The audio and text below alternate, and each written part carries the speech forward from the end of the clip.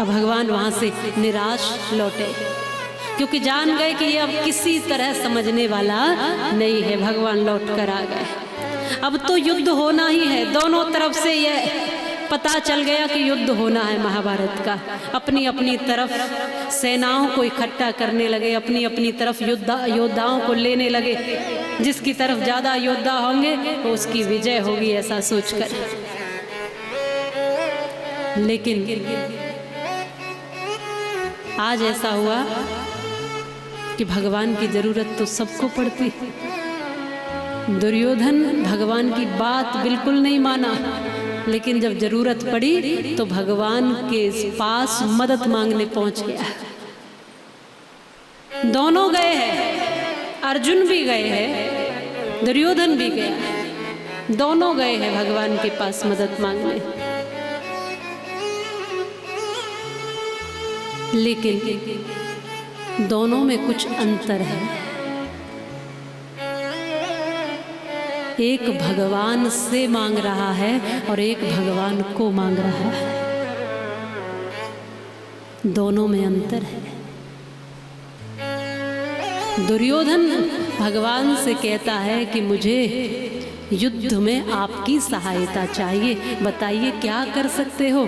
भगवान ने कहा कि मेरी 11 अक्षौणी सेना है, एक तरफ मेरी सेना है, दूसरी तरफ मैं हूँ, लेकिन मैं युद्ध नहीं करूँगा, शस्त्र नहीं उठाऊँगा, निहत्था रहूँगा। ये बात ध्यान रखना, किसी भी स्थिति में मैं युद्ध नहीं करूँगा। एक तरफ तो इस स्थिति में मुझे स्वीकार करना चाहो तो मैं तुम्हारे साथ खड़ा हूँ, दूसरी तरफ मेरी सेना है जो शस्त्र लेकर के, बलवान सेना तुम्हारा साथ देगी और युद्ध करेगी। बताओ तुम्हें क्या चाहिए, कृष्ण चाहिए या कृष्ण की सेना? दुर्योधन क्योंकि बुद्धि से चलता था, भगवान के सामने बुद्धि नहीं चलती। अब बुद्धि से सोचता है, दिमाग लगाकर कहता है कि ये युद्ध ही नहीं करेंगे तो इनको क्या करूँगा लेकर। एकदम कह देता है कि आपकी सेना दे दीजिए, उपकार होगा। भगवान ने कहा तथास्तु, ले जाओ। अब अर्जुन की तरफ देखा और पूछा, अर्जुन तुम्हें क्या चाहिए? तुम्हारे लिए भी वैसा ही है, मेरी सेना भी है मेरे पास और मैं एक तरफ मैं हूं, पर तुम सुन चुके हो कि मैं युद्ध नहीं करूंगा, मैं युद्ध नहीं करूंगा, शस्त्र नहीं उठाऊंगा। क्या चाहिए? चुनाव कर लो। भगवान चुनाव भी हमारे ही हाथ में दे देते, चुनाव कर लो। अर्जुन ने कहा प्रभु मुझे तो केवल आप ही चाहिए, मेरा क्या करोगे, मैं युद्ध नहीं करूंगा। अर्जुन कहते हैं प्रभु आप केवल युद्ध भूमि में खड़े भी रहोगे तो भी मेरा कल्याण हो जाएगा, मेरी विजय हो जाएगी। अर्जुन जानता है क्या चाहिए। अर्जुन कह रहे हैं कि प्रभु ये दुनिया मिले ना मिले। अर्जुन कह रहे हैं प्रभु दुनिया का साथ लेकर मैं हार भी सकता हूँ, लेकिन आपका साथ यदि होगा तो मैं किसी भी जगह हार नहीं सकता। इसलिए बहुत भाव से, बड़े सुंदर मन से भगवान के श्री चरणों में आना चाहिए, बिना ये दिमाग लगाए, बिना बुद्धि लगाए, सिर्फ हृदय से, भाव से। मंदिर जाओ तो दिमाग मत लगाओ, कथा में आओ तो दिमाग मत लगाओ, किसी संत से मिलने जाओ तो दिमाग मत लगाओ, श्रद्धा से जाओ वहाँ पर, तब कुछ न कुछ जरूर मिलेगा, आप खाली नहीं लौटोगे वहाँ से।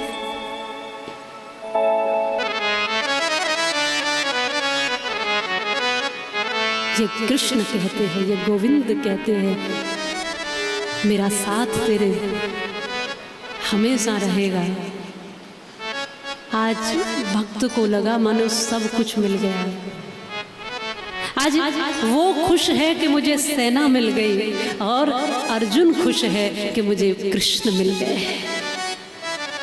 और अर्जुन मानो जैसे एक भक्त कहता है वैसा ही मन लेकर के कह रहा है, आसरा इस जहां का मिले ना मिले। और आसरा मिलता भी नहीं है जहां, जब जब जरूरत पड़ती है तब तब दुनिया मिलती कहाँ है। जहाँ देखो वही है भ्रम ही भ्रम, ये भ्रम है हमारा। जैसे द्रौपदी को था ये रक्षा कर लेंगे, ये रक्षा कर लेंगे, ये रक्षा कर लेंगे, ये बचा लेंगे, ये बचा लेंगे, 5 पति है ये रक्षा करेंगे। गुरु द्रोणाचार्य कृपाचार्य है, पिताओं के पिता भीष्म पितामह है। अरे राजा की गद्दी पर धृतराष्ट्र महाराज बैठे हुए हैं, ये रक्षा करेंगे। न्यायाधीश स्वयं बैठे हैं, तब अन्याय कहाँ होगा। भरोसा था लेकिन सबने भरोसा तोड़ा, किसी ने कोई मदद नहीं की। तब कौन काम आते हैं? कृष्ण। और यही होता है, अधिकतर यही होता है इस जगत में। जब जब सहारे ढूंढोगे तुम बेसहारा अपने आप को पाओगे। या तो अपने कदमों पर भरोसा रखना, तब रास्ते को तय कर पाओगे, और या फिर अपने कदमों में शक्ति के रूप में अपने कृष्ण पर भरोसा करना, तब मंजिल को पाओगे। बाकी जितने भर भी दिख रहे हैं ना तुम्हें सहारे, ये सहारे नहीं है, ये वैसाखियां हैं, न जाने कब साथ छोड़ दे, किसी का पता नहीं है। कौन 2 कदम चलेगा, कौन 4 कदम चलेगा, क्या पता है तुम्हें? नहीं पता। कौन 2 कदम चले? जिस पति के साथ 7 फेरे लेकर के आए, जिस पत्नी के साथ बंधन में जुड़े, रिश्तों में जुड़े, क्या आज वो रिश्ते टूट नहीं रहे हैं? बोलो। जब रिश्ता जोड़ा था तब ये सोच के जोड़ा था क्या? जब ये रिश्ता जुड़ा था तब ऐसा सोच के जोड़ा था क्या?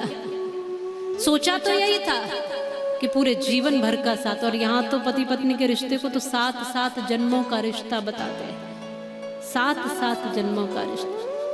7 जन्मों का तो बात छोड़ दीजिए, 7 जन्मों की दुहाई देते हैं, वो तो छोड़ ही दीजिए। 1 जन्म तो ठीक से निभा लीजिए, 1 बारी तो ठीक से निभा लीजिए।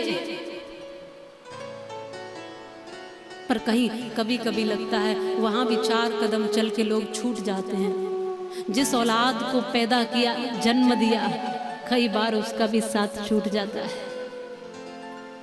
आसरा इस जहां का मिले ना मिले, मुझको तेरा सहारा सदा चाहिए।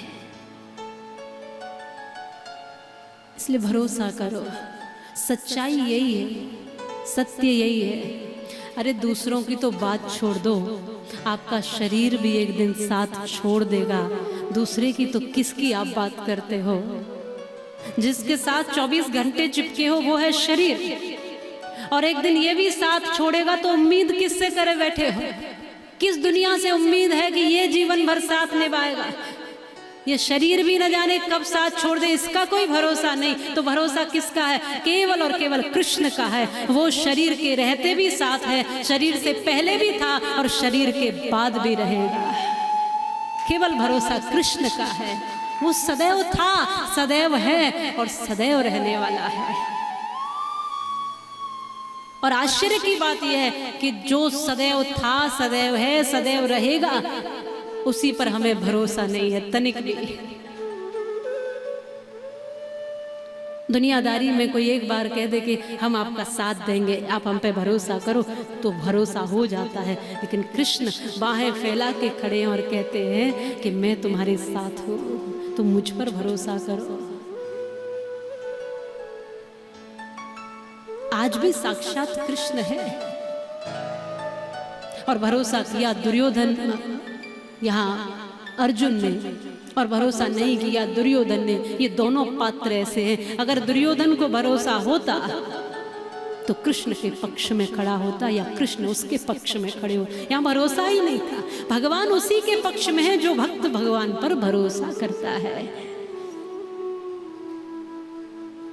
और भरोसा होता दुर्योधन को भगवान पर, तो कभी महाभारत जैसे युद्ध की स्थिति ही नहीं आती। भरोसा होता श्री कृष्ण पर, तो उसी समय बात मान लेते जब श्री कृष्ण शांति दूत बनकर समझाने गए थे।